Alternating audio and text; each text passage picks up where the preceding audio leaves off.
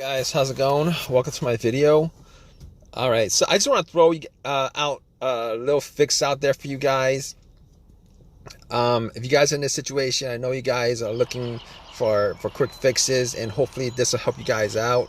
You guys have the same situation as I did a couple days ago. So basically, my car has had no issues for a long while. Like I'd say maybe like 8 months. I haven't had a single issue that I had to deal with outside the oil changes, maybe getting a couple brakes done. Like no issues with starting, no issues with anything at all as far as mechanically. As far as it not starting and stuff like that, whether it's a crank no start or whatever. But I had this situation a couple of days ago where there was it was cranking fine, but it wouldn't run. It wouldn't start, it wouldn't turn over, it wouldn't run, it was cranking fine. So basically, let me tell you guys something, all right? It was hot out. Weather was like, temperature was like 95 degrees, humid, anyway, I was driving the car the whole entire day from like 9 to 5, 9 to 6. I was going to this place, that place, going to the gym, getting food, getting lunch, going to the park, etc., etc. All right, using the car the whole entire day. Anyway, at the very end of the day, around 6, I went to a Dollar Tree to get to get some stuff like potato chips and ice cream and stuff like that. And I ended up getting a couple ice cream bars, fruit bars. Spent about like 20 minutes in there, and came back out, try to stop the car, but it would crank, but it wouldn't turn over, it wouldn't run. It cranked fine, the cranks were strong, it cranked fine, it wouldn't run. So at that point I was like, all right, wasn't too worried about it. So I was like pressing the gas pedal a couple of times and try to start it, and did not start. And what I did next was I tried shifting. Maybe it was the shifter that wasn't in park, so I just try to shift it into, mess with the shifter a little bit, tugging on it a little bit, pushing it up a little bit. Did nothing. And then I put it in neutral and try to start, and guess what, guys? Did not work. All right, so none of that stuff actually worked. All right, it did the same thing. It cranked, it wouldn't start, it wouldn't run. So at that point I was like, okay, maybe it's the battery, maybe it's the battery, could be the alternator. I wasn't sure about it, but I pretty sure it was in the alternator, but thought maybe it was the battery. Definitely thought it was the battery. Anyway, I turned on the headlights, went out and checked the headlights just to see whether I could gauge like how strong the headlights are, and the headlights were like pretty strong, and the cranks were strong. The headlights were strong. So I let's just say I was hoping that was a battery issue, because it would be the simplest and probably one of the least expensive fixes. Anyway, the headlight was strong, and at that point I was like, okay, let me check on the battery. All right, see if there's anything weird with the terminals. Haven't looked at the battery in a long while. Haven't looked under the hood. Haven't looked at the battery for a long while. So anyway, looked at the battery and looked at the battery and checked out the terminals, made sure they were tight, and clean. Now the terminals looked like there was some whitish, bluish stuff on there. Definitely looked like it needs some cleaning, so I pretty much wiggled it off. They were tight on there, but they weren't super tight. I was able to wiggle it off, wiggle the terminals off, and since I was at Dollar Tree, went to Dollar Tree, looked around for some metal brushes, got a couple of metal brushes and a Coke. So what I did was I brushed off all the corrosion on there. Had some paper towels on me, and pretty much threw some Coke on there, let it oxidize, and pretty much wiped it off. It was pretty clean once I got done with it, and popped it back on. And I was hoping that that was probably, I was hoping that was the reason for the crank no start. Anyway, I got back into my car and then tried to start it, and it did the same thing. At that point, I got a little bit more worried about the situation, because that should have, if it was the battery that was the problem, that probably should have just got it to start up. Anyway, so at that point I was thinking to myself, okay, I'm in a situation right now. Let me see what I could actually. I'm gonna get like a jumper, a power pack that I have bought from Walmart maybe a couple months ago, just in case of situations like this, where if my battery had issues or it died, I would be able to jump start it. The power pack was at 75%. I popped it on, tried to start it, and it would not run at all. So at that point, I could 100% rule out the battery, because that would have at least started. But I could rule out the battery. I didn't think it was the alternator, but if it was the alternator, if it was like the battery being low because of the alternator, for whatever reason, I would be able to maybe like jump the car, and then it would start up, and then once I take the power boost off, the booster pack off, it would just die out, and that would be the test for the alternator. But I never thought it was the alternator to begin with. But I ruled that out, well before any of this stuff, because the alternator, normally when the alternator dies, it dies with while the engine is running. Anyway, so basically I was like, okay, I can rule those two things out 100%. Let me see what else I can rule out, because this is, I'm troubleshooting, I'm diagnosing.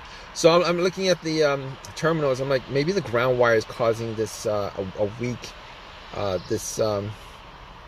maybe the ground wire is causing like a weak connection.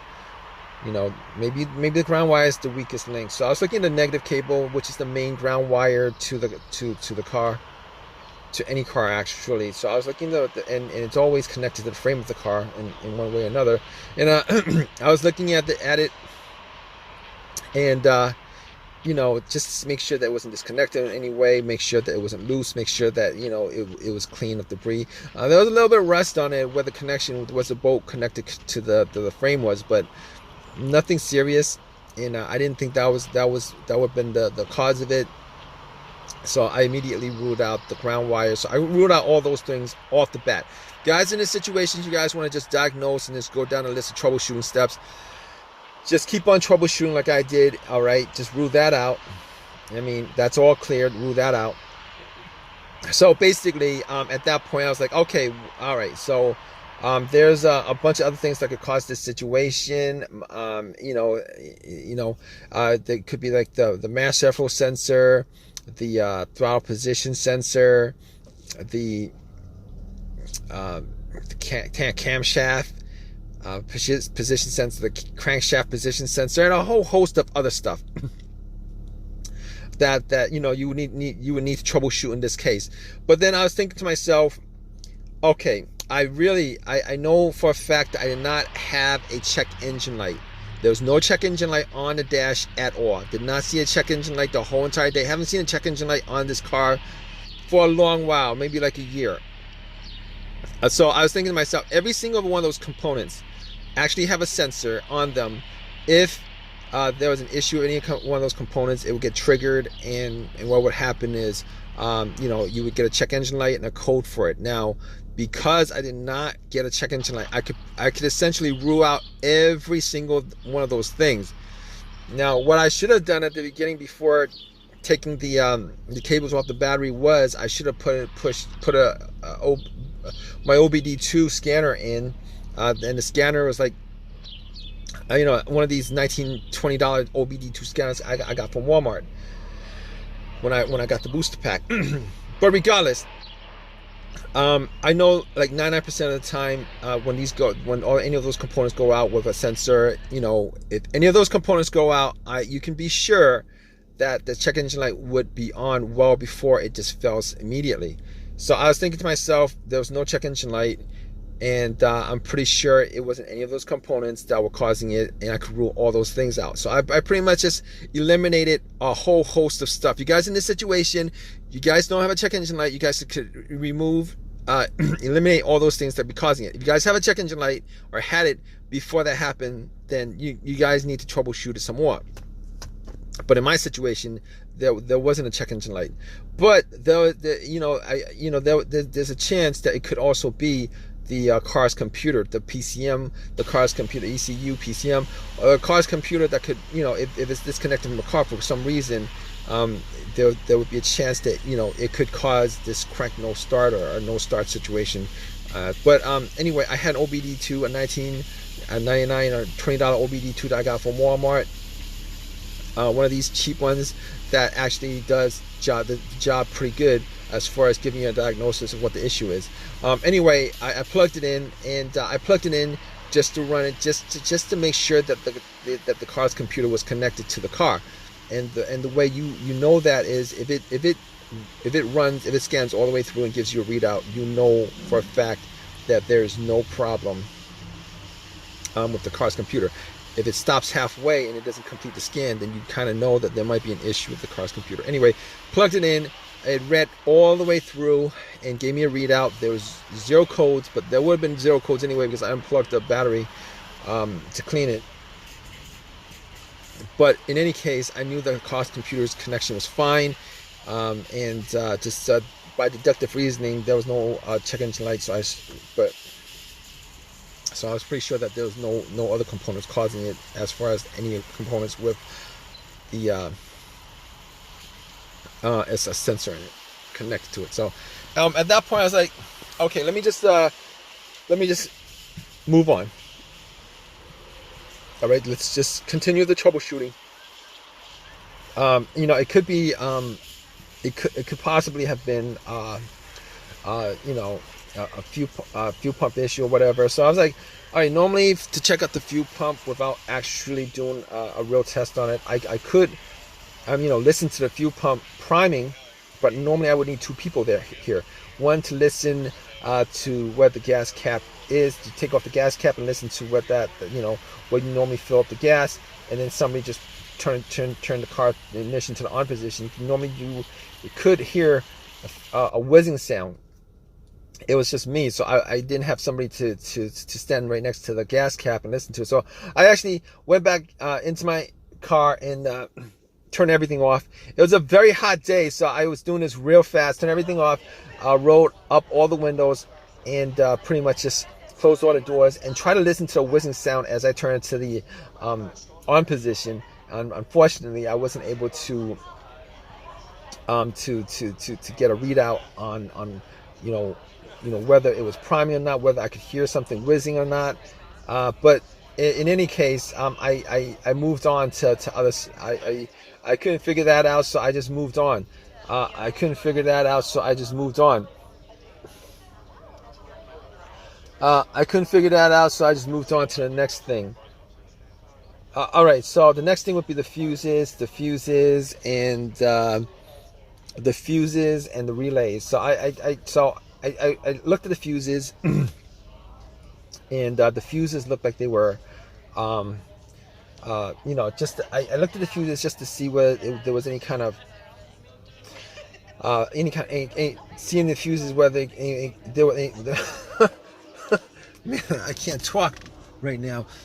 Anyway, I was checking the fuses to see whether there was any kind of discoloration on the fuse, the top of the fuse and stuff like that, whether there was a burnt smell, whether I could see any kind of discoloration. And I couldn't see any discoloration. I couldn't make anything of it. I didn't have a fuse tester on me, and couldn't really test them out 100%, but I was pretty sure there was no problem with the fuses. So I was thinking to myself, let me just check out the relays, see what the deal with the relays is. And it could be a fuel pump relay. I looked for the fuel pump relay, and what I did was I took it out, cleaned it, popped it back in, tried to start it. It didn't do anything. It did the same thing. It would crank and nothing after that. So I was like, okay, let me see if I could swap out the relays. So I looked for another relay that was had the same stats, I didn't have the same wattage, and not the same wattage, but a similar relay with the same labeling and stuff like that. So what I did was I actually took out that relay, swapped it for and went back and tried to start it. And guess what, guys? Bam! There's your fix right there. Bam! There's your fix. It started right away. I started like 3 or 4 times. It started right away. I haven't had a problem since. I drove it to AutoZone, swapped out the relay, and haven't had a single problem since. So just to cut this long story short, and you guys could go, hopefully it'll work out for you guys too, as far as this similar situation with this crank no start situation. Just go down the list of what I told you guys, and as far as what I did as far as troubleshooting is concerned, there's a good chance, hopefully, that your fix was as easy as mine. It was like a $15 relay, and I went to AutoZone, popped it in, and everything's been working good ever since. All right, guys. So let me just let you guys go. And if you guys have a comment, please leave a comment in the comment section. Please subscribe. Please give me a thumbs up. And hope this has helped you guys out somewhere. All right, guys, take care.